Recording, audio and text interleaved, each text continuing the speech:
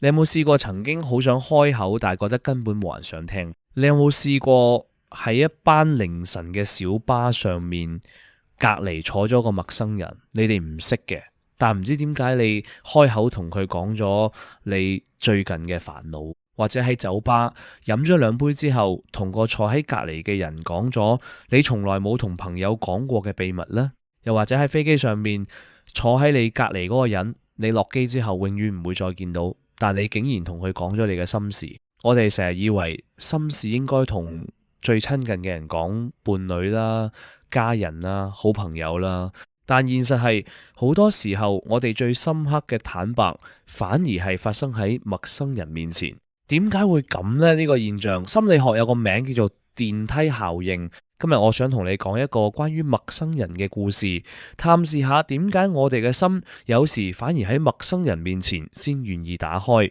我有一個朋友叫阿敏，阿敏係一個好獨立嘅女仔，佢有一份穩定嘅工作，有一班識咗好多年嘅朋友，仲有一個拍咗5年拖嘅男朋友。喺所有人眼中，佢嘅生活好安穩，好正常。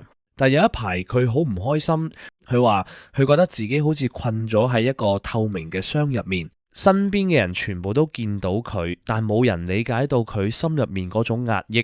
佢試過同男朋友講，男朋友話你諗多咗啫，放鬆啲啦。佢試過同好朋友講，好朋友話你已經好好啦，有咩唔開心啊？阿敏話佢唔係想人哋幫佢解決問題，佢只係想有人有耐心咁聽佢講嘢。有一晚佢放工之後唔想返屋企，喺街上面行咗好耐。佢行過一間茶餐廳，入面好靜，得一個阿伯坐咗喺個卡位度飲緊奶茶。佢行咗入去，坐咗喺阿伯隔離台。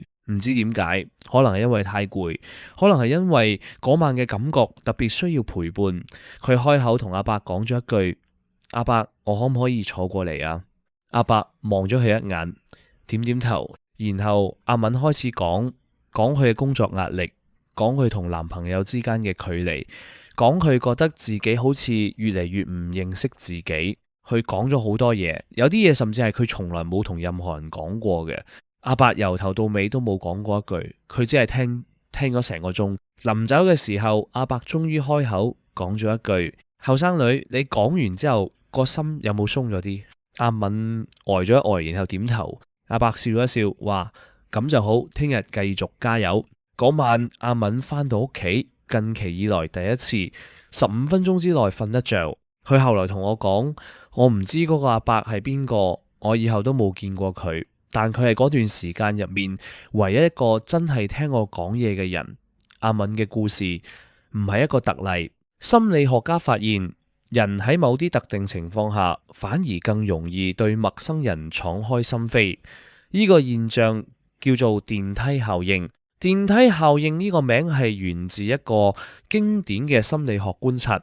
當兩個人被困喺一個封閉嘅空間入面，例如電梯，佢哋好大機會會開始傾偈，而且傾嘅內容往往比平時同陌生人傾嘅更深。點解會咁？主要有3個原因。第一個原因，短暫性。我哋好清楚知道，呢個人只會出現喺我哋生命中嘅短暫片刻。出咗電梯之後，大家各走各路，可能永遠唔會再見。呢種短暫性帶嚟一種好大嘅安全感，唔使擔心佢會點睇你，唔使擔心佢會將你嘅秘密講出去，唔使擔心以後見到面會尷尬，因為根本就唔會再有以後。第二個原因，冇歷史，冇包袱。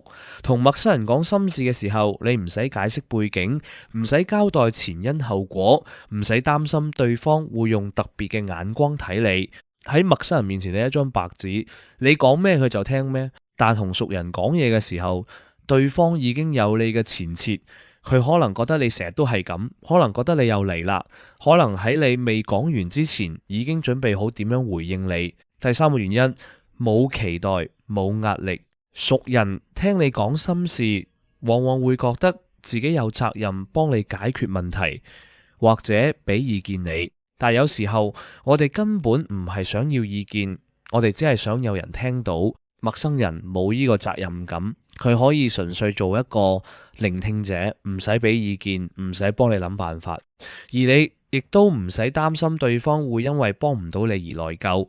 呢三個原因加埋就係電梯效應嘅核心。當我哋面對一個短暫冇歷史冇期待嘅人，我哋嘅心理安全感會突然升高，然後我哋會講出平時唔敢講嘅嘢。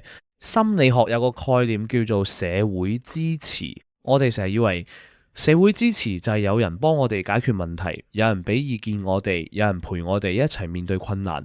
但係其實社會支持最核心嘅部分係一個更簡單嘅嘢，被聽見。有心理學家做過研究，佢哋發現當一個人經歷壓力嘅時候，如果有人願意靜靜聽佢講，唔打斷、唔批判、唔急住俾意見，呢個人嘅壓力水平會顯著下降，而且呢個效果唔需要嗰個人係熟人。換句話講，聆聽本身就係一種療愈。你可能會問，咁點解我哋唔係次次都揾陌生人傾？因為陌生人嘅聆聽雖然有效，但係短暫，佢可以幫你渡過一個難關，但係冇辦法陪你行一段長路。真正嘅心理安全感其實係由兩樣嘢組成。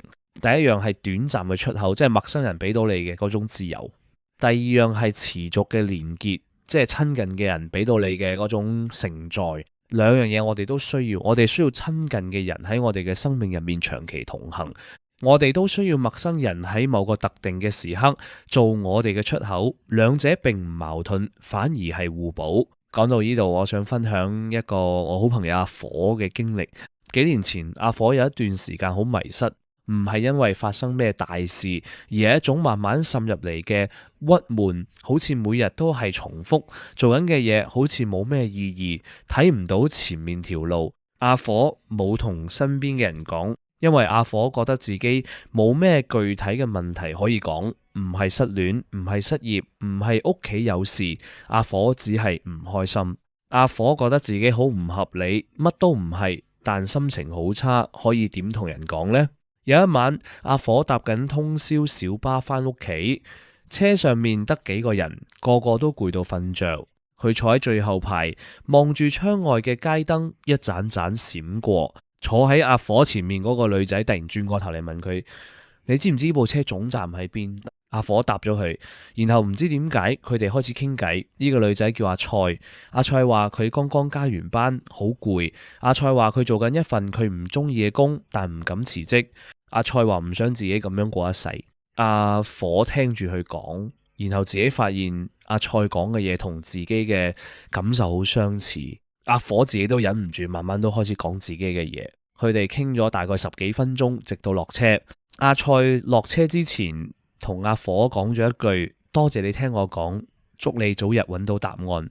嗰晚阿火返到屋企，第一次覺得自己唔係咁孤單。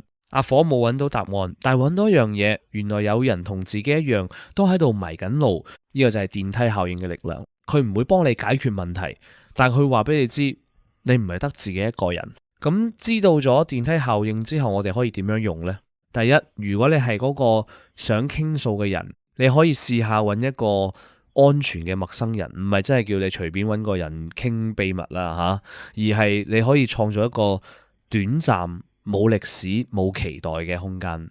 例如寫日記，將你嘅心事寫出嚟俾自己睇，又或者去一個唔會遇到熟人嘅地方 ，for example 係一間你平時唔會去嘅 coffee shop， 又或者揾個專業嘅聆聽者，例如輔導員、社工。咁你唔需要覺得揾陌生人傾心事係一件奇怪嘅事，因為呢個係人類心理嘅自然機制。第二，如果你係嗰個被傾訴嘅人，即係有人揾你講心事，你唔使急住俾意見，唔使急住幫佢解決問題。有時候佢只係需要你聽到，你可以做嘅就係靜靜聽，唔打斷，唔批判，然後輕輕講一句：你講嘅嘢我聽到啦，多謝你話俾我聽。呢一句話反而可能係佢最需要嘅嘢。第三，如果你身邊有人正經歷緊冇人聽嘅時刻，你唔需要成為佢嘅治療師，你只需要成為佢嘅電梯，一個短暫、安全、唔帶批判嘅空間。因為有時候療愈就係由一句我聽到你開始。翻去阿敏嘅故事，佢後來冇再見過嗰個茶餐廳阿伯，但係阿敏話嗰晚之後，佢開始學識一樣嘢，當佢覺得需要被聽見嘅時候，佢會嘗試講出嚟。唔一定要揾熟人，有時係寫低，有時係對住空氣講，有時係揾一個專業嘅聆聽者。阿敏話佢發現原來佢自己唔係想要答案，佢只係想有人知道 I am here。如果你今日覺得好攰，覺得冇人明白你，覺得自己好似困咗喺一個透明嘅箱入面，我想你知道你嘅感受係真實嘅，你唔係一個人，你可以揾一個電梯，你亦都可以成為別人嘅電梯。最重要嘅係你要記得你嘅心事值得被聽見。今次嘅故事就分享到呢度，我係阿金，多謝你走入呢個故事。如果你喺故事入面找到一點共鳴，歡迎訂閱、留言、分享、讚好，我哋下次見。